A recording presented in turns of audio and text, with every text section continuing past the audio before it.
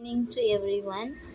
Group for எக்ஸாமுக்காக ரெடியாக இருக்கிற எல்லா ஃப்ரெண்ட்ஸுக்கும் நானும் அவங்களுக்கு ஒரு ஐடியா கொடுக்கலான்ட்டு இருக்கேன். நானும் அந்த எக்ஸாமுக்காக ரெடி ஆகிட்டு இருக்கிற இந்த நேரத்தில் எல்லாருக்கும் ஹெல்ப் பண்ணலான்ட்டு நான் ஃபஸ்ட்டு ப்ரிப்பேர் பண்ண போகிறது 7th standard Tamil book.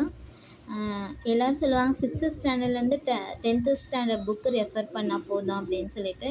So நான் 7th ஸ்டாண்டர்டில் பருவம் 2ல் தொகுதி 1 புக்கில் தான் தமிழில் வந்துட்டு நான் இன்றைக்கி ரெஃபர் பண்ணலான்ட்டு இருக்கிறேன்.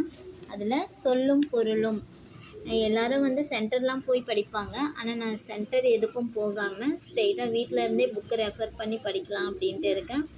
சரி, நான் படிக்கிறத உங்களுக்கும் சொல்லி கொடுக்கலாம், நீங்களும் என்னால் முடிஞ்ச ஹெல்ப் உங்களுக்கும் செய்யலாம் அப்படின்னு சொல்லிட்டு தான் சொல்கிறேன். அதனால் தெரிஞ்சவங்க இதை பார்த்து லேர்ன் பண்ணிக்கோங்க. இன்றைக்கி வந்து சொல்லும் பொருளும் தான் படிக்க போகிறேன். இதில் ஃபர்ஸ்ட்டு வந்து மதலைனா தூண் கொடுத்துருக்காங்க. நெகிழி தீச்சுடர், அழுவம் கடல். நான் வந்து ரொம்ப பெருசாக இல்லாமல் சின்ன சின்ன மீனிங்காக இருக்கிறத மட்டும் படிச்சுக்கலான்ட்டு இருக்கிறேன். திரும்பவும் ஒரு தடவை நம்ம ரெஃபர் பண்ணலாம். சொல்லும் பொருளும்ல மதலை தூண்,